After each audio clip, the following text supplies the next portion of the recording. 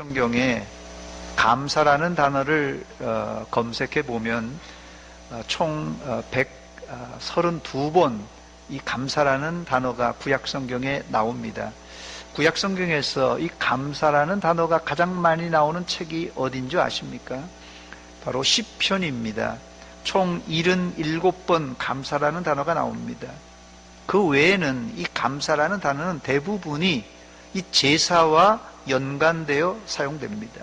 즉 구약의 감사는 크게 두 가지 형태로 사용되는데, 첫째는 개인이 시와 찬미로 하나님께 감사할 때 사용하고, 둘째는 공식적으로 하나님께 제사 드릴 때 감사라는 단어를 사용했습니다. 지금도 우리는 개인적으로 기도와 찬양을 통하여 하나님께 감사할 수 있고, 또한 공동체가 함께 모여 예배드리면서 감사할 수 있습니다. 오늘 우리 교회는 이 맥주 감사주일을 맞이하여서 온 교회가 함께 모여 예배드리는데, 하나님께 예배하면서 지나간 6개월을 돌아보며 진심으로 충심으로 감사하는 여러분이 되시기를 주의 이름으로 축원합니다. 맥추절 77절은 히브리어로 이 샤부오트라고 하는데, 샤부오트, 이 샤부오트라는 말은 여러 주, 한 주, 두 주, 세 주, 여러 주라는 뜻입니다. 이 이름의 출처는 6월절부터 세어서 7주를 센다라는 의미에서 이제 유래된 이름입니다. 첫 번째, 이스라엘 공동체는 감사를 이 손꼽아 기다렸다가 했던 민족입니다. 감사를 어떻게 했다고요? 손꼽아 기다리면서 했던 민족이 이스라엘입니다. 신약 성경에는 언제 어디서나 범사에 감사하라고 했는데, 구약의 감사는 왜 손꼽아 기다렸다가 했습니까? 구약에도 앞서 말씀드렸듯이 개인이 하는 감사는 언제나 어느 때나 어디서나 시와 찬미로 하나님께 감사할 수 있었습니다. 그러나 이 본문에 나오는 감사는 특별한 감사인데, 곡식을 추수하고 공동체가 함께 모여 감사한 내용입니다. 본문 9절에 보면 7주를 셀지니 곡식의 낫을 되는 첫날부터 7주를 세어라, 이렇게 되어 있는데, 어디서부터 7주를 세라는 말입니까? 곡식의 낫을 되는 첫날부터 7주를 세라고 했으니까, 곡식의 낫을 되는 첫날은 바로 초실절입니다. 초실절부터 세라는 말이에요. 일반적으로 이 초실절은 6월절 다음 날이 무교절입니다.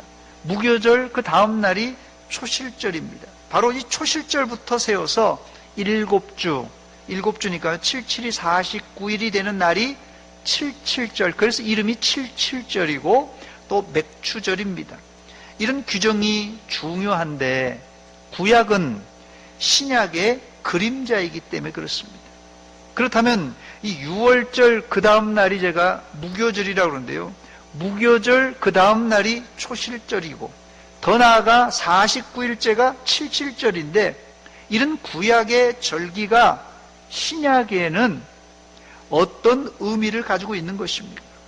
구약의 절기는 신약 시대엔 예수님의 십자가가 달린 날, 바로 이게 구약의 6월절이 해당되는 것입니다. 또 예수님은 6월절에 어린 양으로 죽으셨어요. 그리고 그 다음 날 누룩 없는 무교절에 예수님은 무덤에 내려가셨고, 장사 지낸 지 사흘 후에, 즉 언제요? 초실절에 곡식의 첫 열매를 수확하듯이 예수님은 부활의 첫 열매가 되어서 살아나셨습니다. 그리고 이제 초실절부터 세워서 49일, 7주를 센 이 77절 맥추절을 우리가 보통 오순절이라 이렇게 부르는데요, 오순절에 성령님이 강림하셔서 교회가 시작되었습니다. 그러므로 구약의 절기와 이 신약의 예수님의 일거수일투족은 정확하게 맞아 떨어집니다. 사실 이스라엘에게 있어서 초실절에서 세워서 7주간 이 77절까지가 가장 바쁜 시기입니다. 첫 곡식을 배웠다는 말은 이제부터 본격적인 수확을 할 시기란 뜻입니다. 다행히 이스라엘은 이 높낮이의 고저가 크기 때문에 갈릴리 호수 주변의 이 저지대와 이 예루살렘 가까이 고지대는 약 1,000m 이상의 고도 차이가 있기 때문에 보리가 익을 때요, 이 시차를 두고 밑에서부터 천천히 익어서 올라옵니다. 그래서 추수도 아래부터 시작하여서 올라가면서 순차적으로 이루어집니다.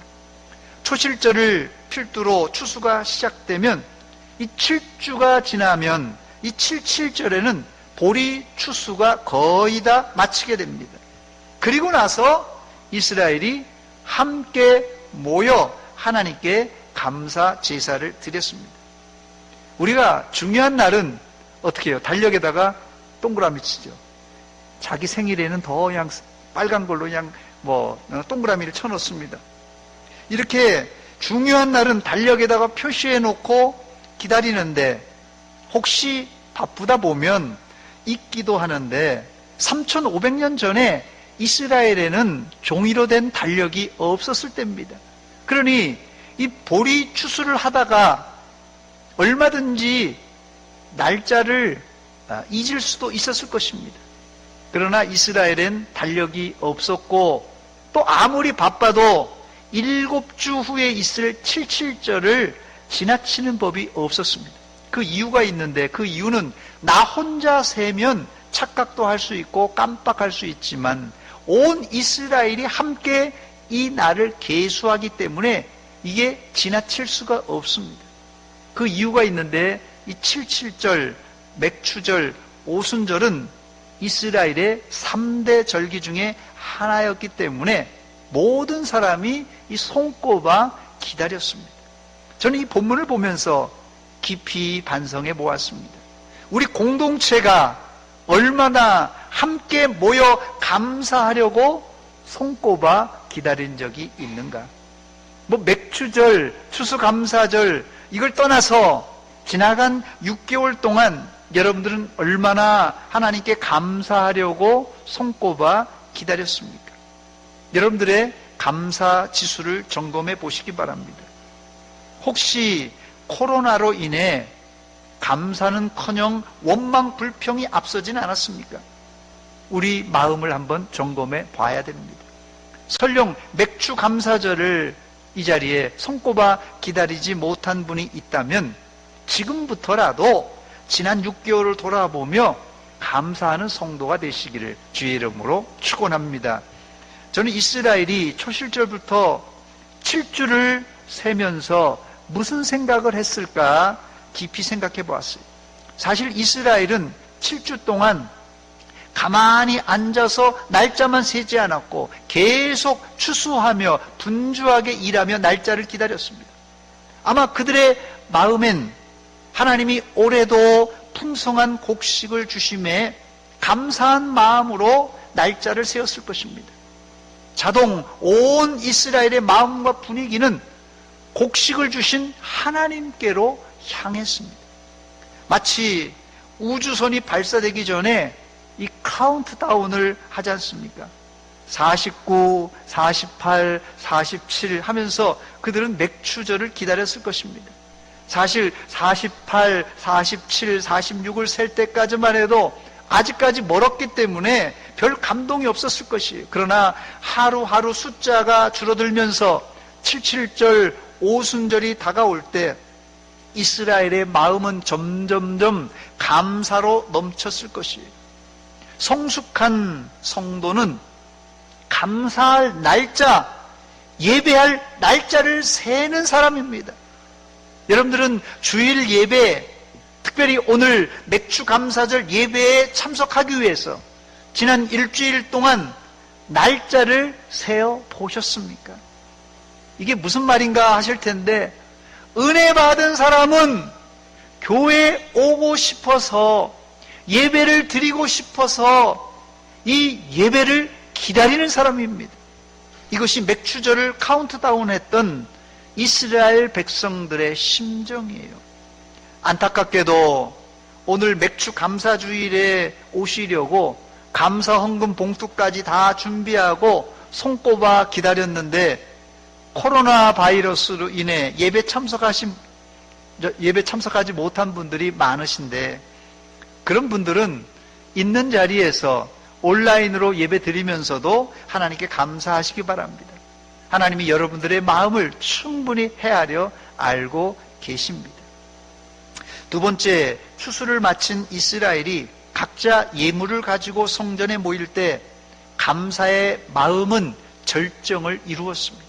본문 10절과 11절입니다. 내 하나님 여호와 앞에 칠칠절을 지키되 내 하나님 여호와께서 내게 복을 주신 대로 내 힘을 헤아려 자원하는 예물을 드리고 너와 내 자녀와 노비와 내 성중에 있는 레위인과 및 너희 중에 있는 객과 고아와 과부가 함께 내 하나님 여호와께서 자기의 이름을 두시려고 택하신 곳에서 내 하나님 여호와 앞에서 즐거워할지니라 그랬어요.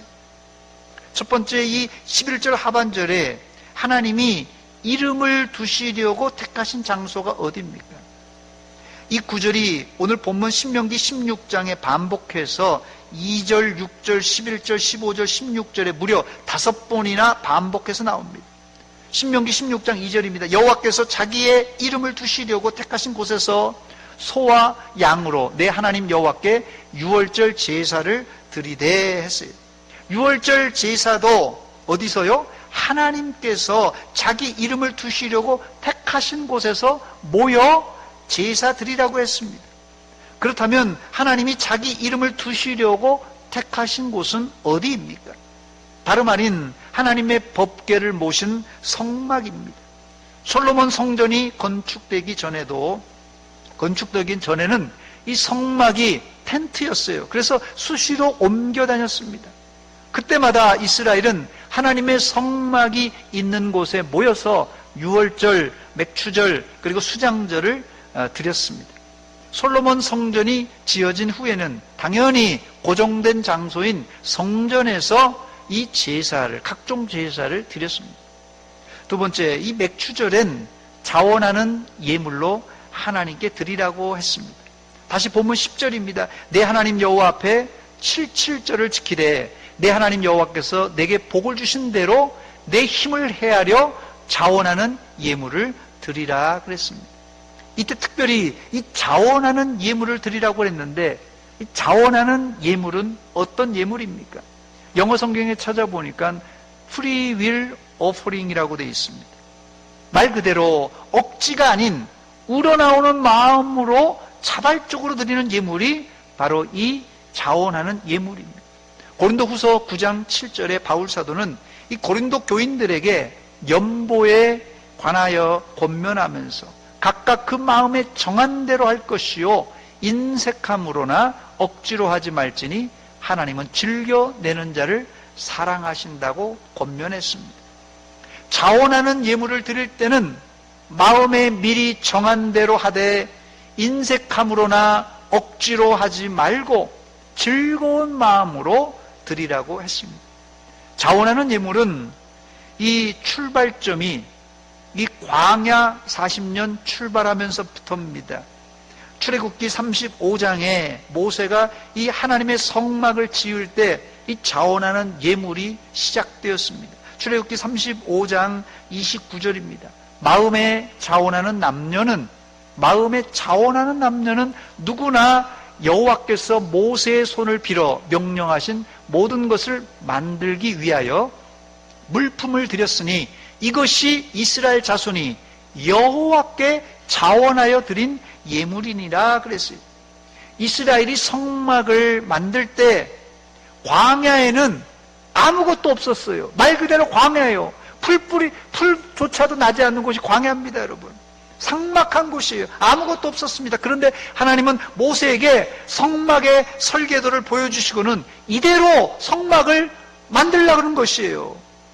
모세도 난감했습니다. 광야에 아무것도 없는데 화려한 성막을 만들려고 하니까요. 그래서 모세는 이스라엘 백성들에게 성막에 들어가는 재료들을 공개적으로 광고했습니다. 그랬더니 광야에서 기적이 일어났습니다. 아무것도 없는 광야에서 백성들의 마음이 감동되니까 자원하는 예물을 가져오는데, 나중에는 너무 많이 가져와서 모세가 백성들에게 이제 성막을 만들고도 이제 충분하니까 더 이상 가져오지 말라고 이 사정을 했습니다. 출애굽기 36장 6절 7절입니다. 모세가 명령을 내리매 그들이 진중에 공포하여 이르되 남녀를 막론하고 성소에 드릴 예물을 다시 만들지 말라 하매 백성이 가져오기를 그치니 있는 재료가 모든 일을 하기에 넉넉하여 남음이 있었다 그랬습니다. 이런 마음으로 성막을 만들었기 때문에 하나님은 비록 초라한 성막이었지만, 텐트였지만 기쁨으로 이스라엘과 함께 하셨던 것입니다. 신명기 16장 16절에 보면 이스라엘의 3대 절기를 지키는 방법이 나오는데, 절기 때 하나님께 제사 드리러 갈 때 빈손으로 오지 말라고 하셨어요. 너의 가운데 모든 남자는 1년에 3번 곧 무교절과 칠칠절과 초막절에 내 하나님 여호와께서 택하신 곳에서 여호와를 배웁되 빈손으로 여호와를 배웁지 말라 그랬습니다. 여호와 앞에 배울 때 빈손으로 배웁지 말라는 소리는 제물을 가지고 오라는 말씀입니다. 제사를 드리는데 제물은 필수입니다. 그러나 성경은 하나님이 절기를 만든 목적이 제물을 거둘 목적은 아니라고 분명히 밝힙니다.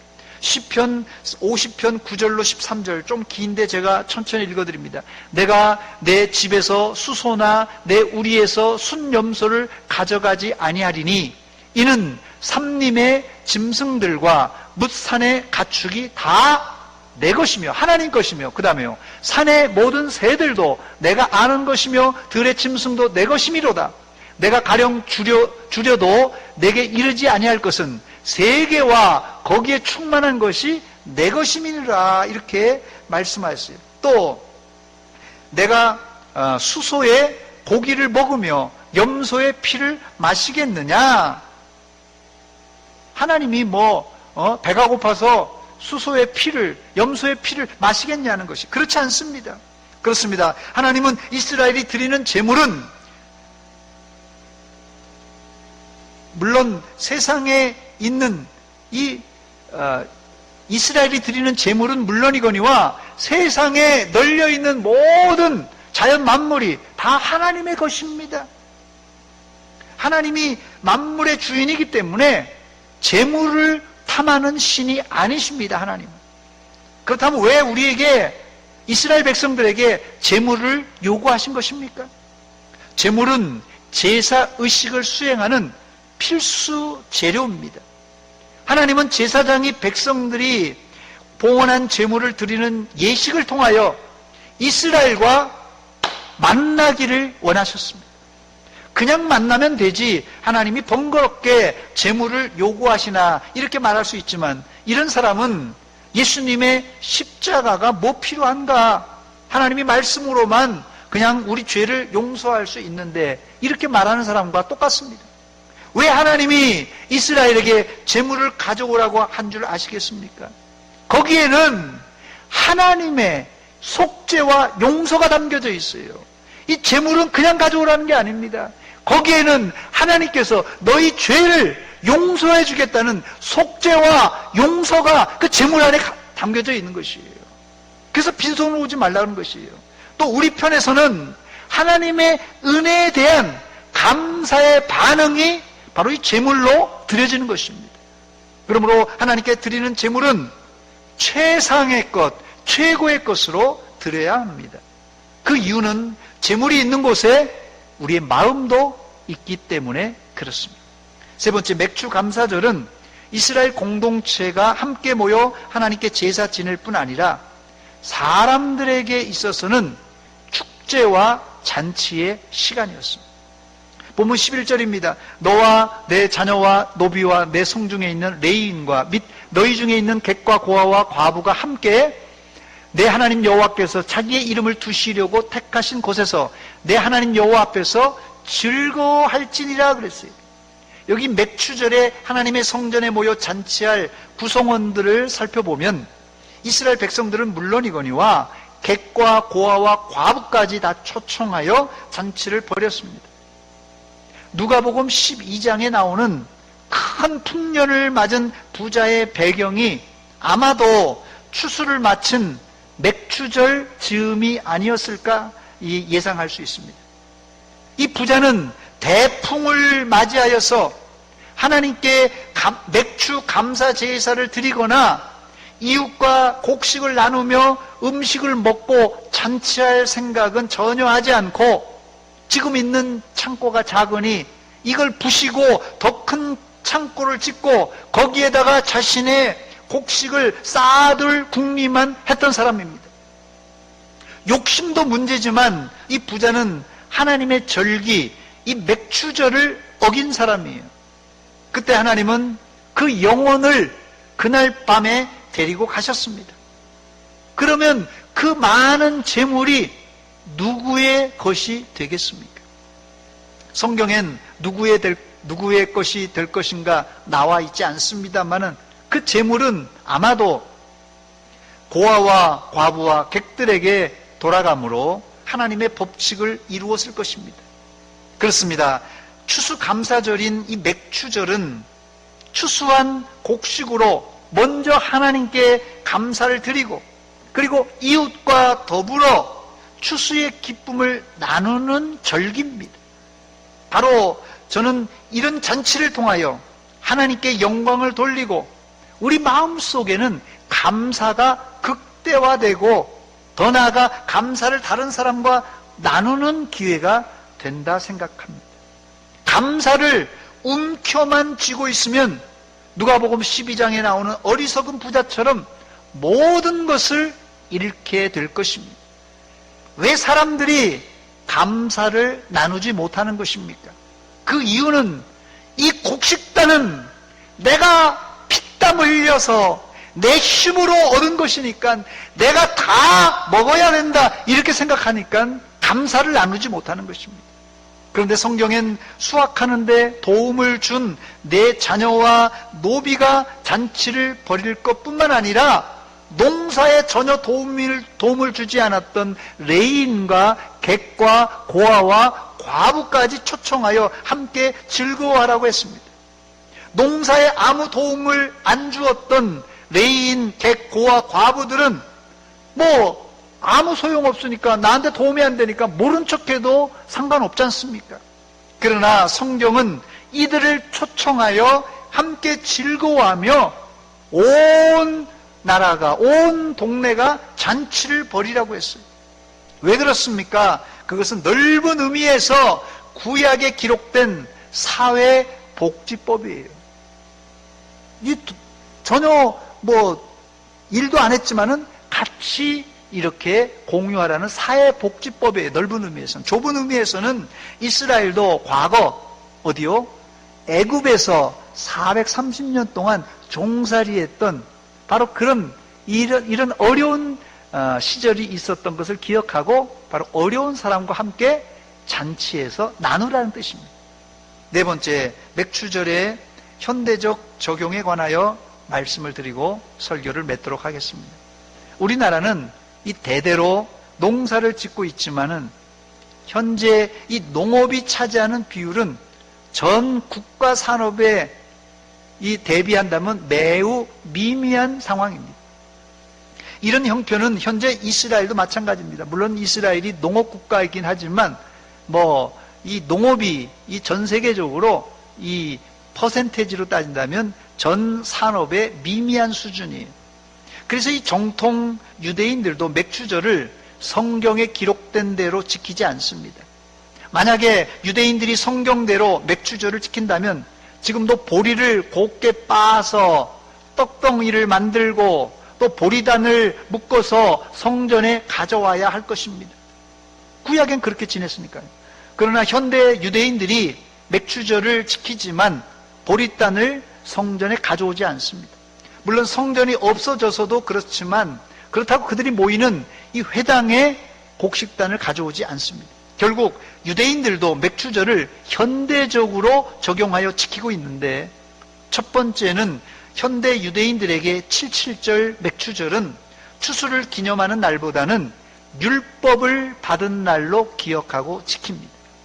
성경에 정확한 날짜는 안 나와 있지만 이스라엘이 출애굽하여 시내산에 도착하여 율법을 받은 날, 십계명을 받은 날이 바로 출애굽 50일째였다고 합니다.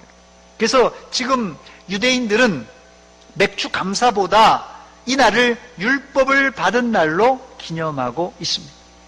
77절에 유대인들은 회당에 모여 모세가 받았던 십계명을 읽고 77절의 배경이 되는, 이 맥주절의 배경이 되는 룻기서를 읽는다고 합니다. 물론 농업 공동체인 이 키부츠에서는 이날 성경에 나오는 7가지 이 곡식, 밀, 보리, 포도, 석류, 무화과, 올리브, 대추, 야자, 이게 7가지 이스라엘의 이 산물입니다. 이것을 이렇게 쫙 맥주절에 전시해 놓고 모여서 잔치를 벌이고 또 거리로 나가서 이 퍼레이드도 합니다. 아이들이 또 뭐 젊은 청년들이 이제 거리로 나가가지고 쭉 이렇게 퍼레이드를 벌입니다. 이런 잔치 때는 반드시 음식이 필요한데 이때 유대인들이 먹는 음식이 있는데 젖과 꿀이 흐르는 가나안 땅을 상징하는 우유와 꿀을 버무린 이 치즈 케이크를 요때 유대인들은 만들어서 먹는다고 합니다. 그 이유는 가나안 땅은 상징적으로 젖과 꿀이 흐른다는 의미도 있지만 더 중요한 말씀은 이들이 뭘 기념한다고 그랬어요? 율법을, 하나님의 말씀을 받은 걸 기념한다고 그랬잖아요. 하나님의 말씀은 꿀과 송이꿀보다 더 달다는 의미에서 달콤한 치즈케이크를 만들어서 먹는다고 합니다. 제가 사진 하나 준비했습니다. 한번 보여주시기 바랍니다. 예, 저게 이제 샤브오트, 우리가 지키는 맥주절, 77절에 샤브오트라고 되어 있죠. 영어로 해피 샤브오트라고 되어 있는데요. 저 십계명을 받았다고 해서 시내산을 배경으로 십계명 받은 걸 굉장히 중요하게 생각해서 첫 번째가 이 사람들은 시내산 십계명이 이 샤브오트의 중요한 중심입니다. 그 다음에는 이 과일들, 포도와 또 뭐 여러 빵들, 또 이제 치즈 케이크인지 저거 모르겠는데 하여튼 치즈 케이크 같은 게 저기 있는데 또 볕단도 이제 보리단도 있네요. 저렇게 해서 해피 샤브오트라고 그래서 지금도 이들은 이 맥주절 77절을 저렇게 지키고 있습니다. 됐습니다. 사랑하는 여러분, 맥주 감사절을 맞이하여서 첫째는 하나님께 지나간 6개월을 돌아보며 아주 뜨겁게 감사하시기 바랍니다. 여러분, 이 맥주절을 지나면서 여러분들에게는 이 콧등이 찡한 감사가 있습니까? 눈시울이 뜨거운 감사가 있습니까? 여러분 한번 돌아보세요. 혹시라도 이 코로나 때문에 너무 메말라 있지 않는가? 내게 정말 콧등이 찡한 눈시울이 뜨거운 감사가 있는가? 한번 돌아보시기 바랍니다. 두 번째는 구약의 십계명을 주신 사건을 기억하며 하나님의 말씀을 사랑하는 기회가 되시기를 바랍니다. 이날에 보통 유대인들은 모여서 밤새도록 성경을 읽습니다. 밤새도록 읽어요. 밤새도록. 전혀 감동이 없으신 것 같은데 이거 뭐 다른 나라 얘기하는 것 같은데요. 이날에 모여서 밤새도록 성경을 써요. 왜? 그날 성경을 받은 날이에요. 그걸 기념하는 날이기 때문에.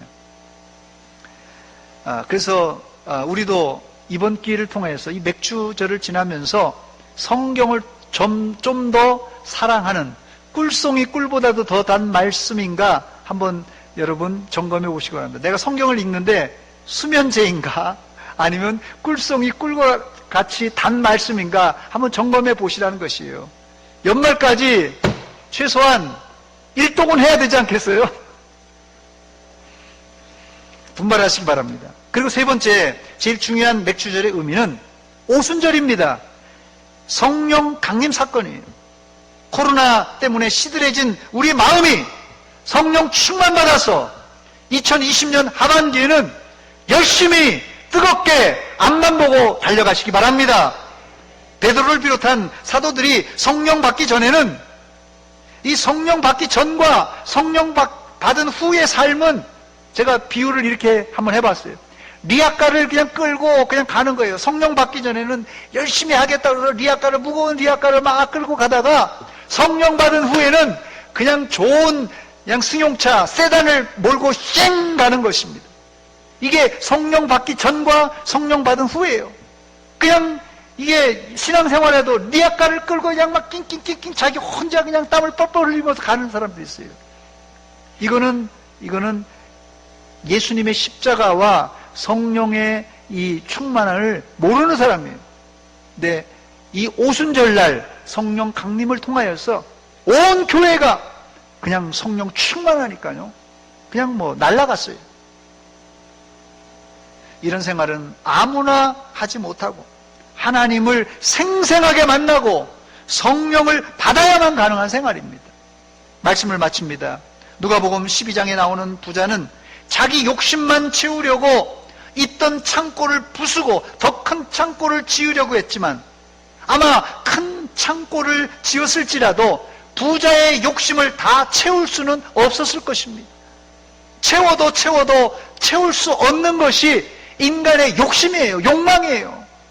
차라리 그 큰 창고를, 작은 창고를 부수고 큰 창고를 지을 것이 아니라 창고를 열어서 고아와 과부와 객들을 불러서 나누며 잔치를 했다면 그 부자는 이 땅에서도 부자니까 부자로 살았고 저 하나님의 나라 가서도 부자로 살았을 것이에요. 이번 맥주 감사절에 여러분들은 하나님께 감사하시고 어떻게 감사요?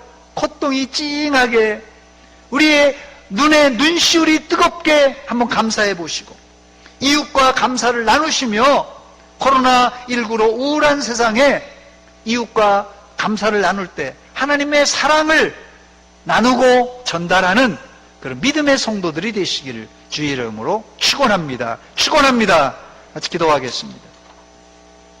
이 시간 기도할 때 하나님 지나간 6개월을 돌아보며 내가 얼마나 감사의 생활을 했는가 감사 지수를 살펴봅니다.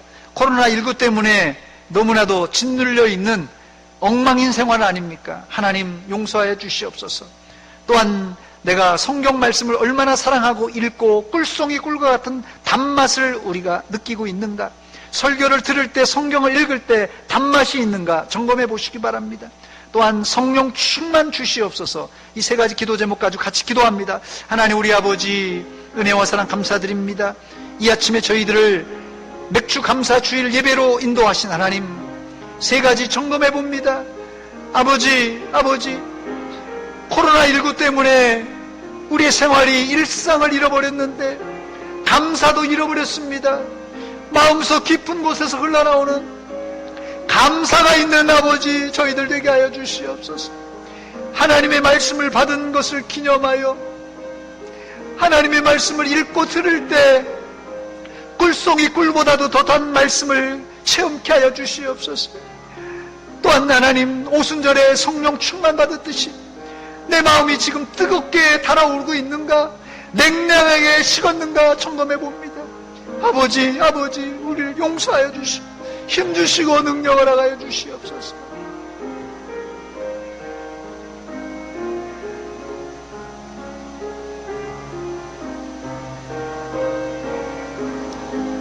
하나님 우리 아버지 은혜와 사랑 감사드립니다.